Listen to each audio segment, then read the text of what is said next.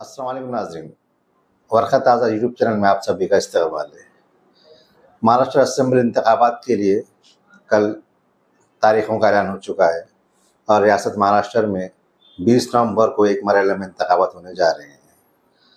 नांदेड़ महाराष्ट्र का एक अहम शहर है, जहाँ के हल्के लोकसभा जुनूब से वंचित बहुजन आघाड़ी के नामजद उम्मीदवार जनाब फारूक अहमद साहब इंतखाबात लड़ रहे हैं।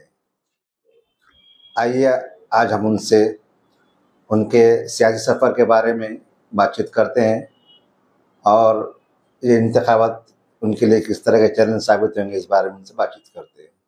सबसे पहले अपने तालीमी किस तरह से आपकी तालीम मुकम्मल है और कहाँ तक तालीम है, उस बारे में थोड़ा सा मुख्तसर बताइए। दरअसल हम सरकारी मुलाजिम के बच्चे होने से 2-3 साल में ट्रांसफ़र का दौर रहता है सरकारी नौकरी में। हमारे वालिद साहब इरिगेशन में इंजीनियर रहे हैं, तो जब हमारी पैदाइश हुई उस वक्त वालिद साहब की ड्यूटी उस्मानाबाद में थी और हमारे अम्मी का महर यवतमाल ज़िले में होने से पुसद में अस्पताल में हमारी पैदाइश रही। उसके बाद में ऐसी प्राइमरी एजुकेशन सोलापुर लातूर ज़िले के ट्रांसफ़र के दौरान इसमें हुआ, अहमदपुर में हुआ, फिर उमरखेड़ ट्रांसफ़र हो गया, फिर वहाँ से नांदेड़ में आए।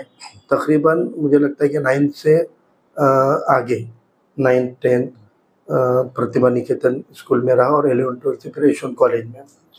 ड्यूरिंग ग्रेजुएशन जब हम सेकंड ईयर में अपीयर हुए थे, तो उस वक्त में ये समझ में आया कि ट्रेडिशनल एजुकेशन यह करियर के लिए कोई अब मायने नहीं रखता है, और हमने कंप्यूटर एजुकेशन में यहाँ पर डिप्लोमा कोर्स में एडमिशन लिए थे मेगाबाइट में।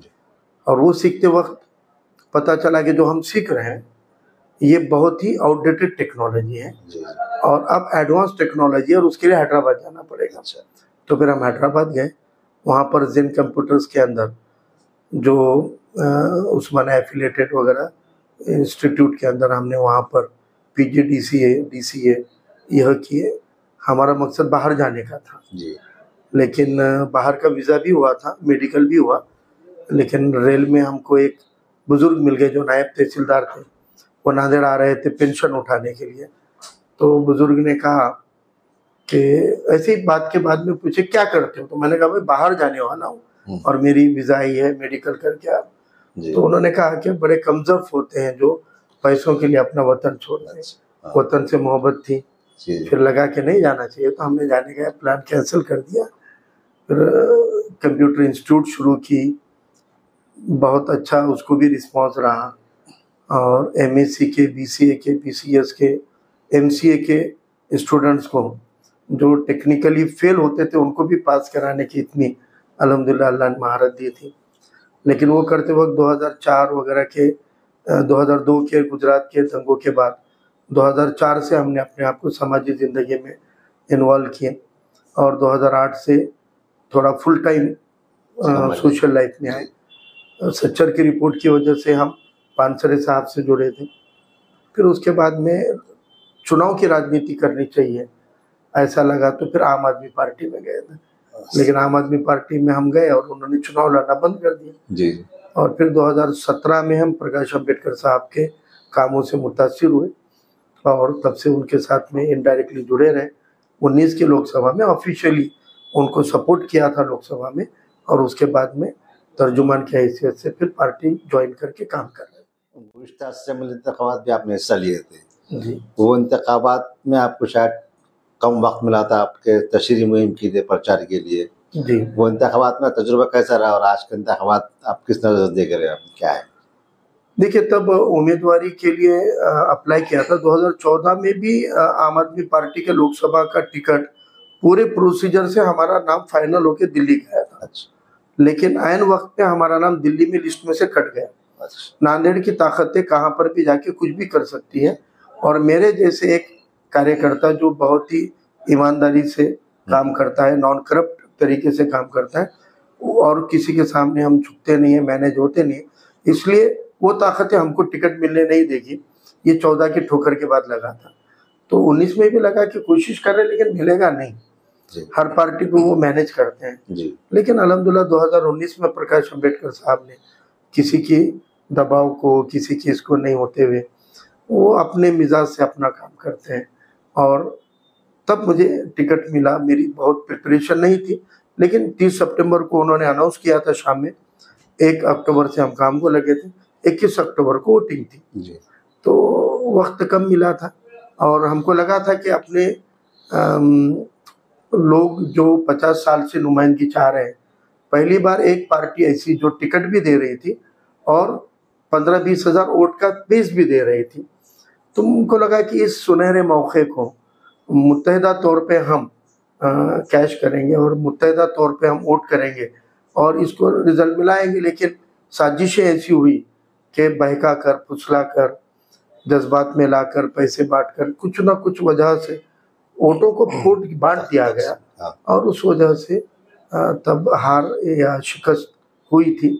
लेकिन हार के बावजूद अगले दिन से हम ज़मीन पे थे। पहले भी इलेक्शन लड़ने के पहले भी ज़मीन पर थे, इलेक्शन हारने के बाद भी ज़मीन। आप वंचित में जाने का फैसला क्यों किया? हालांकि कांग्रेस पार्टी बड़ी पार्टी थी, नेशनल पार्टी थी, राष्ट्रवादी भी थी, हर एक इलाके पार्टी जैसे MIM भी थी, तो वंचित में जाने का फैसला क्यों किया आपने? मुझे लगता है कि हमने 2004 के बाद में बहुत माइक्रोस्कोपिक स्टडी किया सियासी पार्टियों को जानने के बाद ये लगा कि मुसलमानों के पसमानदगी के और मजलूम होने की सबसे बड़ी वजह कांग्रेस की बुजदिली है, कांग्रेस का ना करतेपना है, कांग्रेस के फेल्योर है।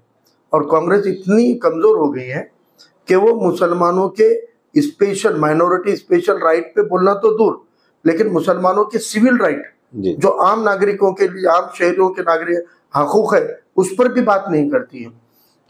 मुसलमानों को मॉब लिंचिंग में मार दिया जाता है तो संविधान ने उनको पूरे वक़ार के साथ, शान के साथ जीने का हक दिया है, वो हक छीना जा रहा है, इस पर भी बात नहीं करती है। लेकिन दिगर किसी पिछड़े समाज को, दलित समाज को पीटा भी गया तो कांग्रेस के लीडर उनके घरों पे जाते, गिर पड़ के जाते हैं।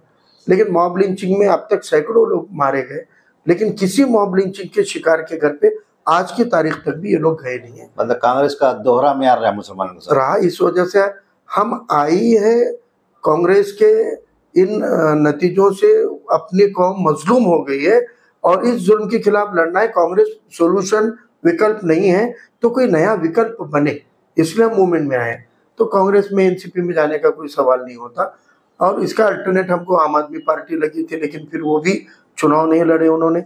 और तब ये पार्टी ऐसी है कि जो हमारे ही पेज पर है, हमारे ही जैसे मजलूमों की, पिछड़ों की, वंचितों की, महरूम तबकों की ये पार्टी है। ये पार्टी में अली जनाब प्रकाश अम्बेडकर साहब की ताकत है, क़ुव्वत है कि वो टिकट भी देते हैं, ईमानदार पढ़े लिखे अच्छे लोगों को टिकट भी देते हैं और वो अपने वंचित बहुजन तबकात का वोट टर्न करने की कैपेसिटी रखते हैं।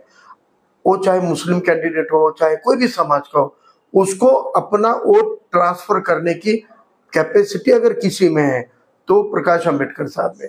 एक दौर में ये कम्युनिस्ट पार्टी की होती थी, एक दौर में जनता दल की होती थी, कांग्रेस के राष्ट्र सेवा दल की एक वोट बैंक होती है जो टर्न होती है। ऐसी वोट बैंक वाले अब पार्टियां नहीं रही। सेक्युलर में तो नहीं, RSS है, लेकिन वो अपने को जमता नहीं और उनको अपन जमते हैं। फिर ऐसी दूसरी कोई पार्टी जो अपना वोट बैंक टर्न कर पाए, वो लीडरशिप आज खाली प्रकाश अम्बेडकर साहब में।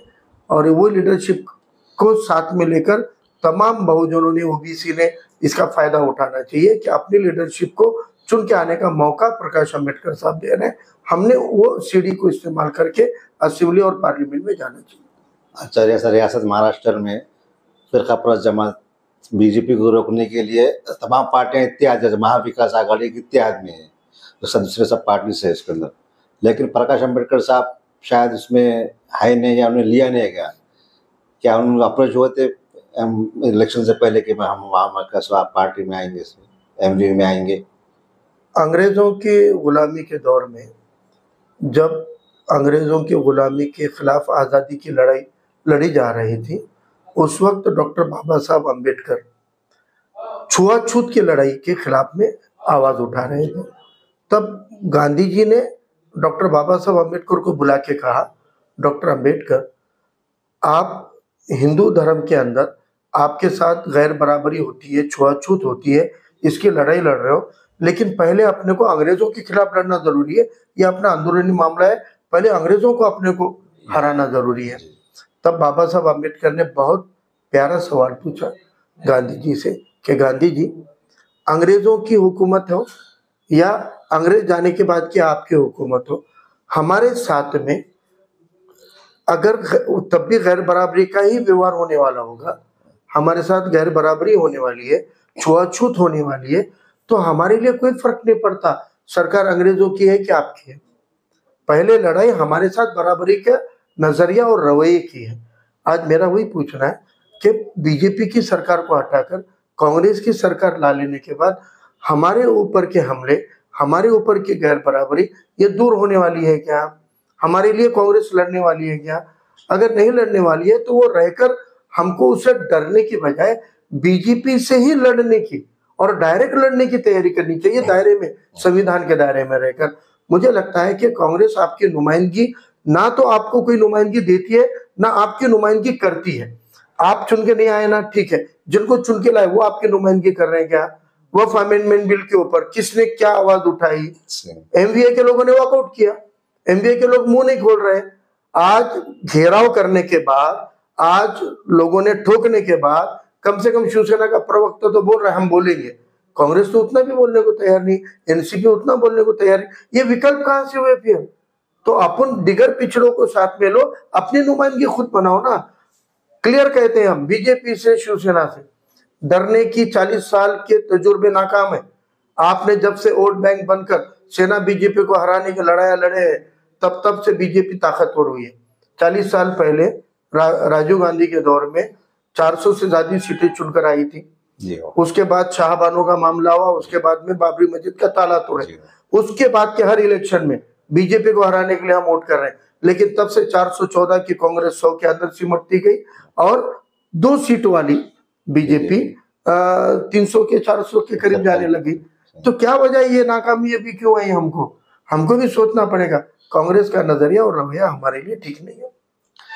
और जैसा बात तो पुरानी होगी, जैसे एमआईएम में और वंचित में जो आघाड़ी में जो इत्तेहाद था पिछले इलेक्शन के ऊपर, लेकिन ऐसा कहा जा रहा है कि कुछ पार्टियों ने इत्तेहाद तोड़ने की कोशिश की है। और अम्बेडकर साहब ने भी कुछ कहा था कि भी ये इसमें कुछ लोगों, एमआईएम के लोगों को कसूर है। ठीक है, वो पुरानी बात है। इस मरतबा इत्तेहाद क्यों नहीं हुआ? कुछ ऐसा कुछ बात पेचकश आई थी या कुछ हुआ था? नहीं, देखो, इत्तेहाद किया गया था, लोकसभा में साथ में लड़े थे। 2019 के लोकसभा में वंचित बहुजन आघाड़ी के कैंडिडेट के लिए बैरिस्टर असदुद्दीन ओवैसी साहब ने 2 सभा लिए नांदेड़ में। नए मोहल्ले में 17 जनवरी को लिए थे और 16-17 अप्रैल को आखिरी दिन प्रचार खत्म होते हुए देगलू नाके पे एक ही कैंडिडेट के लिए 2 सभा बैरिस्टर साहब ने लेने के बावजूद 0.5% मुस्लिम वोट भी वंचित की तरफ टर्न नहीं हुआ। लेकिन औरंगाबाद में प्रकाश अंबेडकर साहब ने मुस्लिम कैंडिडेट को, मुस्लिम पार्टी के सिंबल को तायीद देकर अपना लाखों का 1.5 लाख से जायद अपना वोट ट्रांसफर किया। इसका फायदा लेने वाले इम्तियाज जलील साहब ने अपने दस्तखत से लेटर निकालकर इस वंचित बहुजन आघाड़ी से बाहर आने का ऐलान किया। इम्तियाज साहब एमआईएम खुद निकली थी बाहर, वो खुद बाहर निकल गए। तो अब जो बाहर चले गए उन्होंने आने की कोई कोशिश की है सब मेरे सामने तो नजर नहीं आता। अच्छा, तो इस चुनाव में वंचित आघाड़ी रियासत में किसी से अलायंस करके नहीं है, अकेली लड़ रही है? देखो, वंचित बहुजन ये आघाड़ी है, इसके अंदर अलग अलग ओबीसी संगठन है, इसके अंदर आदिवासी संगठन है, आदिवासी की एक पार्टी आदिवासी समाज की हमेशा उनकी तरफ अनदेखी हुई है। ओबीसी का अभी जो लड़ाई चल रही है उसके अंदर जो संगठनें शामिल है छोटी छोटी बिरादरी की, वो सब हमारे साथ में है और हर जिले में हमने ओबीसी को साथ में लेकर समन्वय समितियां बनाई हैं। तो वंचित के टीम और ओबीसी समाज की टीम ये साथ में जुड़ के काम करेंगे। नांदेड़ में आपका अभी प्रचार किस तरह से चालू है और क्या है आगे का लाइयामन? अल्हम्दुलिल्लाह, मेहनत, देखो, अच्छी नीयत के साथ, दुआओं के साथ मेहनत करना, तश्कील देना, जोड़ देना, ये अपना काम है और अल्हम्दुलिल्लाह हम कर रहे हैं। सबको साथ लेकर कर रहे हैं, सभी समाज, जाति, धर्म के लोगों को लेकर कर रहे हैं। अब इसमें असबाब बनाने की जिम्मेदारी अल्लाह सुब्हानहू तआला की है और अल्लाह जिनको चुनेगा उनको जरिया बनाएगा। अल्लाह असबाब बना रहा है, लोग जुड़ रहे हैं। जो लोग कुछ दिन पहले तक मुखालिफिन के साथ में थे, अल्हम्दुलिल्लाह वो लोग भी दुआ भी दे रहे हैं, साथ जुड़ रहे हैं, काम कर रहे हैं। ज़्यादातर लोग तो खुलकर काम कर रहे हैं, खुलकर तायद कर रहे हैं। तो अल्हम्दुलिल्लाह अल्लाह का बड़ा शुक्र है कि माहौल खुशगवार हो रहा है। इंशाअल्लाह अब जो बचे हुए 35 दिन में लड़ाई है, हम उम्मीद करेंगे कि दिन ब दिन अल्लाह ताला इस माहौल में और इजाफा करेगा और जरिए बनाएगा, असबाब बनाएगा। नादिर जैसे आप एक मुस्लिम उम्मीदवार हल्के जुनूब से है, इसका उम्मीदवार का हिमायम भी अपना उम्मीदवार शायद यहाँ से देगी। अब आप भी मुस्लिम उम्मीदवार, मुस्लिम वोटर्स पे आपकी नज़र है, हिमायम की भी नज़र रहेगी आपके साथ। आप बोलते दलित तबका भी आपके साथ कुछ है, मगर ये थोड़े से वोटर्स, इतने वोटर्स में आप किस तरह जीतेंगे, आप किस तरह सामने वाला हरा पाएंगे आप? देखिए, हर पार्टी का अपना खुद का उसूल है, हर पार्टी अपने फैसले करती है, करनी चाहिए। अगर वो पार्टी मिली नुक्ते नज़र से देखती होगी तो वो मिली नज़रिए से काम करेगी, वो अगर सियासी नज़र से देखती है तो सियासी नज़र से करेगी, और वो तिजारत के तौर पे देखी होगी तो तिजारत के तौर पे करेगी, जिसका उसका नज़रिया है। हर पार्टी को अपना कैंडिडेट देने का वक्त है और आज़ादी है। ये वक्त लेकिन सियासी जमातों के इत्तेहाद का नहीं है, ये कौमी इत्तेहाद का वक्त है। आवाम को मुत्तहिद होना पड़ेगा, आवाम को एक जगह आना पड़ेगा। अपने नतीजे लाने हैं तो अपने को अच्छे नतीजे चाहिए, तो अच्छे काम भी करने पड़ेंगे मुत्तहिद होने के। और हमको सोचना है कि किन ताकतों को साथ में लेकर हम कामयाबी की सीढ़ी या नैया पार कर सकते हैं। मुझे लगता है कि आपने कहा कि मेरी नज़र मुस्लिम वोटों पर है, महदूद नज़रिया नहीं बना सकते हम सियासत में। अगर यह रहता तो मैं मुस्लिम पार्टी भी ज्वाइन करता, बराबर है। जमहूरियत के अंदर एक मजहब, एक जात को लेकर आप सियासत नहीं कर सकते। कम से कम आप वार्ड के बाहर की सियासत तो नहीं कर सकते। आपको दिगर समाजों को साथ में लेना पड़ेगा, दिगर समाज साथ आ पाए वैसा किरदार रखना पड़ेगा, वैसा आपको जिंदगी जीनी पड़ेगी। दिगर तबकों के सुख दुख में जाना पड़ेगा, दिगर तबकों की लड़ाइयों को लड़ना पड़ेगा। तो मुझे इंशाल्लाह मुसलमान वोट इसीलिए देंगे कि मैं मुसलमानों तक महदूद नहीं हूँ। मैं मुसलमानों की लड़ाई तो लड़ता ही हूँ, लेकिन मैं दिगर की, पिछड़ों की, मजलूमों की, ओबीसी की, गरीब मराठा की भी बात करता हूँ, उनकी भी लड़ाई लड़ता हूँ। तो इंशाल्लाह इसीलिए मुझे ज़्यादा मुसलमान वोट देंगे। और उनको भी ये बात समझ रही है कि उनके मुसलमानों के साथ दिगर तबके भी कौन सी पार्टी और कैंडिडेट के साथ जुड़ सकते हैं, तो इंशाल्लाह वो भी देखकर ही लोग वोट करते हैं। तो मुझे लगता है कि अभी इंशाल्लाह नांदेड़ दक्षिण के मुसलमान भी, माइक्रो ओबीसी भी, गरीब मराठा भी, बड़े ओबीसी भी और सभी पिछड़े एससी एसटी समाज भी मुत्तहदा तौर पे वोट करेंगे। और इंशाल्लाह मैं सभी समाज तबकों के वोट लेकर इंशाल्लाह कामयाब हूँ। मराठा समाज से आपको रब्त कायम हुआ गया, आपने कुछ कायम किया मराठा समाज से? देखिए, मराठा समाज में दो फ्रैक्शन है। नांदेड़ जिले में एक फैमिली ने मराठा लीडरशिप और घरानों को खत्म किया है। शंकरराव चौहान बाहर से आए हुए थे, नांदेड़ के नहीं थे। नांदेड़ के जिन घरानों ने उनको यहाँ आसरा दिया, उनके बेटे ने उनके घरानों को खत्म कर दिया। आप देखो साहिबराव बारटकर किधर है। एक दौर में हमारे पद्मश्री शामराव जी कदम, यानी उनकी एक ही मिसाल देता हूँ कि जब शंकरराव चौहान सीएम थे और सीएम का बंगला वर्षा निवास होता है, तो सीएम रहते हुए शंकरराव चौहान वर्षा में नहीं रह के शामराव कदम साहब को वर्षा में रुकाते थे और खुद सह्याद्री में आके रहते थे। तो इतना बड़ा दर्जा शामराव कदम का था। उनका कहाँ है घराना? उनके खानदान में किसको सियासी विरासत मिली है? Kinarkar family, Kunturkar family, Borthekar family, Baratkar family, Jayantrao Patil की फैमिली, सूर्यकांता पाटिल जो फैमिली से आते हैं, उनकी विरासत कहाँ है? तो ये चौहान घराने ने, चिखलीकर घराने ने खुद के घराने को खुद चुन के आएंगे। खुद एमपी बन गए तो अपनी बीवी को एमएलए बनाएंगे, एमएलए के लिए खड़ा। हेमंत पाटिल भी उसके अंदर आते हैं, है ना। चिखलीकर, अशोक चौहान और हेमंत पाटिल, ये तीन ऊंचे मराठों ने खुद मराठों के घराने का सत्यानाश किया, गरीब मराठों के मौके छीने, मराठों को पार्टियों में शतरंजी उठाना और कुर्सियों लगाने के आगे मौके नहीं दिए। जिला परिषद पे भी उनके मर्जी का आएगा, उनकी चापलूसी करने वाला आएगा। लेकिन स्वाभिमाना बनने वाला मराठा भी उनको नहीं देता। जब मराठों की लीडरशिप वो स्टैंड नहीं होने देते हैं तो ओबीसी की और मुसलमानों की, दलितों की तो नहीं होने देंगे। इसलिए जो पीड़ित मराठा है, जो गरीब मराठा है, अल्हम्दुलिल्लाह वो हमारे साथ ताइट में है। मराठों के लिए लड़ने वाले नेता हमारे साथ हैं। और अभी दक्षिण के अंदर कई जिला परिषद, पंचायत समिति और ग्राम पंचायत पे काम करने वाले बहुत दिग्गज मराठा नेता जिनकी जिंदगी खिदमत में जा रही है, वो इन प्रस्तापितों से तंग आकर वो हमारे साथ में आए हैं। इंशाल्लाह थोड़ा हफ्ता 2 हफ्ता जाने दो, ये सब लोग ओबीसी के और गरीब मराठा के इंशाल्लाह ये सामने आकर तायद करेंगे। गुज़िश्ता रोज या कल की बात है, एमआईएम के इम्तियाज जलील साहब और मराठा समाज के लीडर जरंगे पाटिल दोनों की मुलाकात हुई। ऐसा कहा जा रहा है कि वो दोनों में शायद कोई इत्तेहाद होगा और जरंगे पाटिल ने आज एक स्टेटमेंट दिया कि 3 दिन में हम फॉर्म भरेंगे, तो लोग तैयार है मराठा समाज के। तो इसका कितना असर पड़े मुस्लिम वोटर्स पे, दलित वोटर्स पे? मुझे लगता है जरंगे पाटिल साहब ने पूरी सीटें लड़ानी चाहिए। लोकसभा में भी उन्होंने ऐसे ही ऐलान किया था और कहा था कि 3 दिन में हम लोग आगे का डिसीजन ले रहे हैं और हम पॉलिटिकल होंगे, अपक्ष खड़ा करेंगे। लेकिन बाद में मैं खुद जाकर उनको मिला था, अली जनाब प्रकाश अम्बेडकर साहब के साथ भी उनकी मीटिंग हुई थी, लेकिन बाद में टाई ठुस हो गया। तो अब उम्मीद करते हैं कि ऐसा नहीं होगा जैसा लोकसभा में उन्होंने शेर आया और बाद में गिदड़ भी नहीं आया। तो अब लोकसभा में वैसे क्या, विधानसभा में उम्मीद करेंगे वो ऐसा नहीं कर रहे। जरंगे पाटिल साहब ने खड़े करने चाहिए गरीब मराठा, गरजवंत मराठाओं को खड़े करना जरूरी है। प्रस्तापित को गिराने का तो काम करेंगे कम से कम, और कुछ जगह चुनकर भी आएंगे तो वो लीडरशिप रिजर्वेशन की लड़ाई को आगे लेकर जाएगी। हमारी शुभकामनाएं उनको। नांदेड़ के जो मुस्लिम दलित जो भी समाज के लड़के नौजवान है जो बेरोजगार है, उनके लिए आपका फ्यूचर में क्या प्लान है? कुछ हमारी इब्तिदाई जो हुई थी ना, सबसे बड़ा जुल्म क्या है, तो यहाँ पर नांदेड़ को मराठवाड़ा की निजाम के दौर में इंडस्ट्रियल कैपिटल कहा जाता था।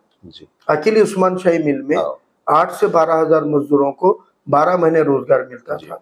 सूदगिरनी के अंदर, टेक्सकॉम के अंदर, सिप्टा के अंदर, मैफको के अंदर, ये 4-5 धंधों को टोटल कर दिए तो 15 से 20 हजार मजदूरों को 12 महीने रोजगार 40 साल पहले मिलता था। तो ये 40 साल की तरक्की क्या है? जब अगर हमारे पास में 20 हजार मजदूरों को रोजगार देने वाले, 20 हजार हाथों को काम देने वाले 5 धंधे थे, तो इन 40 साल के 5 के 10-20 धंधे होने चाहिए थे। और अभी तक 20 हजार के 1 लाख मजदूरों को काम देना, तो क्या नांदेड़ की तरक्की होती? लेकिन वो 5 भी बंद हो गए, वो 5 भी खत्म हो गए। क्या करे? मैप को बंद करे, प्लॉटिंग करके बेच दिए। सूदगिरनी बंद करे, प्लॉटिंग कौन करे? सूदगिरनी बंद। जो संभाजी पवार और खतगांवकर एक दूसरे के खिलाफ में 1 से ज्यादा इलेक्शन लड़े, एक दूसरे के अपने आप को दुश्मन बताए, दोनों पार्टनर होकर सूदगिरनी खरीदे, मशीन बेच दिए, जमीन बेच के प्लॉटिंग करके खा गए, मैप को बेच के खा गए, टेक्सकॉम बंद करे, जमीन के प्लॉटिंग करे, बेच के खा गए।